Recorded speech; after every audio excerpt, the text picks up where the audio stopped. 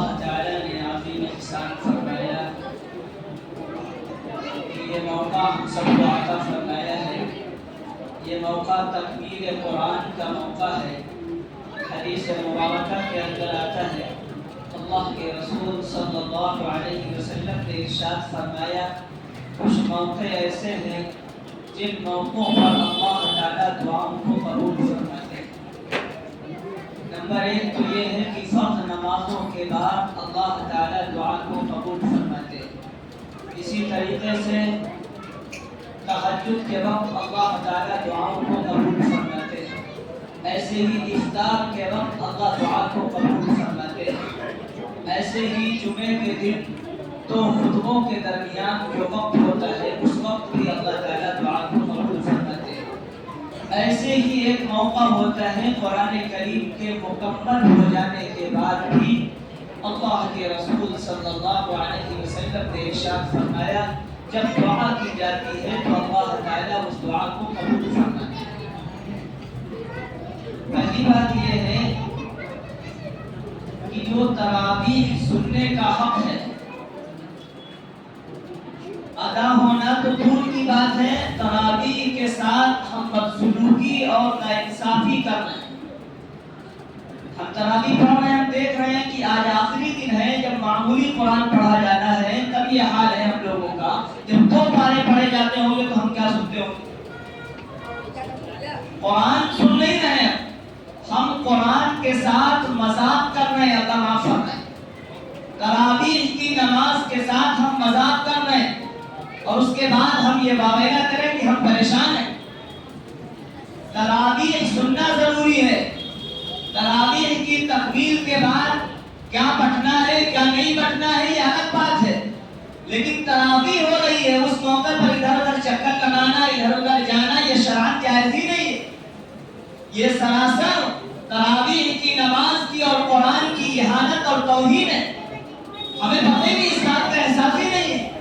ہم ایمان والے تراویح ہو رہی ہم بیٹھے ہوئے پیچھے آرام سے تراویح ہو رہی باتیں چل رہی اور قرآن میں اللہ فرما رہا وَإِذَا قُرِئَ الْقُرْآنُ فَاسْتَمِعُوا لَهُ وَأَنصِتُوا لَعَلَّكُمْ تُرْحَمُونَ. جب قرآن پڑھا جائے تو خاموش ہو جاؤ، غور سے سنو تاکہ تم پر رحم کیا جائے، تاکہ تمہارے ساتھ ہمدردی کا برتاؤ کیا جائے. اور ہمارا حال یہ ہے کہ قرآن پڑھا جا رہا ہے تو ہم واویلا کر رہے ہیں. یہ تو وہ چیز ہو گئی وَقَالَ الَّذِينَ كَفَرُوا لَا تَسْمَعُوا لِهَذَا الْقُرْآنِ وَالْغَوْا فِيهِ لَعَلَّكُمْ تَغْلِبُونَ.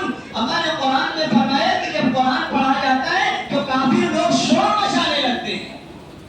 یہ حرکت وہ ہے جو کافر کیا کرتے تھے. قرآن پڑھا جائے تو پیچھے باتیں کر رہے ہیں، قرآن پڑھا جا رہا ہے تو شور کر رہے ہیں، قرآن پڑھا جا رہا ہے تو زور زور سے باتیں کر رہے ہیں.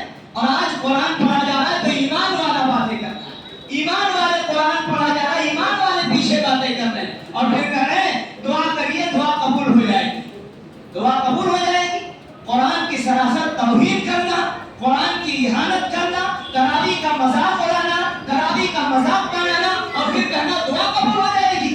اللہ معاف فرمائے، اللہ معاف فرمائے. اسی لیے اس امت کا حال یہ ہو گیا ہے، اسی لیے اس امت کا یہ حال ہو گیا ہے. صرف اور صرف ہمیں سرسری طور پر بس آخری دن ہے چلو چلتے ہیں، سب چل رہے ہیں تو ہم بھی چلیں گے، تھوڑا بیٹھے رہیں گے، بعد میں جو حصہ ملے گا لے کر چلے آئیں گے، شرکت ہو جائے گی. یہ شرعن قرآن کا حق نہیں ہے. قرآن کے ساتھ ناانصافی ہے میرے پیاروں. یاد رکھو کچھ بٹے یا نہ بٹے کوئی ضروری نہیں ہے، لیکن تراویح کا سننا سنت موقتہ ہے، اس کو چھوڑنا اور اسی چیز کے انتظام میں لگے رہنا کیا بٹے گا کیا نہیں بٹے گا، کیا انتظام ہوا کیا نہیں ہوا.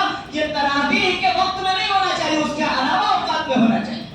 جب تراویح شروع ہو گئی تب کوئی بات نہیں، پھر کوئی بات نہیں ہونا، کوئی گفتگو نہیں ہونا، کسی چیز کے بارے میں کوئی بات نہیں کرنا. اب تراویح کی نماز کو سکون کے ساتھ اطمینان کے ساتھ پڑھنا ہے.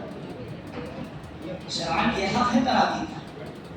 اس لیے میرے پیاروں میرے عزیزوں یاد رکھو قرآن کریم جو پڑھنے کا اور جو سننے کا حق ہے وہ کسی سے ادا نہیں ہوتا. صحابہ کرام رضوان اللہ تعالی علیہم اجمعین کی تاریخ اور واقعات جب ہم پڑھتے ہیں ایسا لگتا ہے کہ صحابہ کسی دوسری مٹی سے بنے ہوئے انسان تھے. صحابہ کرام کے سامنے جب قرآن پڑھا جاتا تھا یا صحابہ خود قرآن پڑھتے تھے تو قرآن پڑھنے میں اور سننے میں ان کو اتنا مزہ آتا تھا، اتنا لطف آتا تھا کہ رات رات بھر قرآن پڑھنے میں گزر جاتی تھی، صحابہ کو احساس تک نہیں ہوتا تھا، پتہ بھی نہیں چلتا تھا رات کب ختم ہو گئی۔ آج تو ہم سے آدھا پارا اور ایک پارا صحیح سے نہیں سنا جا رہا ہے، اس میں بھی ہر آدمی اکثر بیٹھے ہوئے ہیں، اس کے بعد جب رکوع میں جا رہے تو رکوع میں چلے گئے، ورنہ ایک رکعت چھوٹ گئی تب بھی کوئی مسئلہ نہیں۔ کیا ہے میرے پیارو، یہ اسلام نہیں ہے، یہ دین نہیں ہے، یہ عبادت نہیں ہے، یہ شریعت نہیں ہے۔ اگر یہی دین اور شریعت ہے تو باہر والے لوگ دیکھیں گے، غیر مسلم بھائی دیکھیں گے کہ یہ اسلام ہے، یہ دین ہے، یہ قرآن کے ماننے والے لوگ ہیں کہ ان کی سب سے بڑی اہم کتاب پڑھی جا رہی ہے اور یہ باتیں کر رہے ہیں، ان کا قرآن پڑھا جا رہا ہے اور یہ فضولیات میں بکواس میں پڑے ہوئے ہیں، ان کا قرآن پڑھا جا رہا ہے، نماز ہو رہی ان کے یہاں اور یہ سب خرافاتوں میں پڑے ہوئے ہیں۔ کیا میسج جائے گا، کیا پیغام جائے گا، کیا ہم اسلام کی دعوت دیں گے، کیا ہم دین کی دعوت دیں گے؟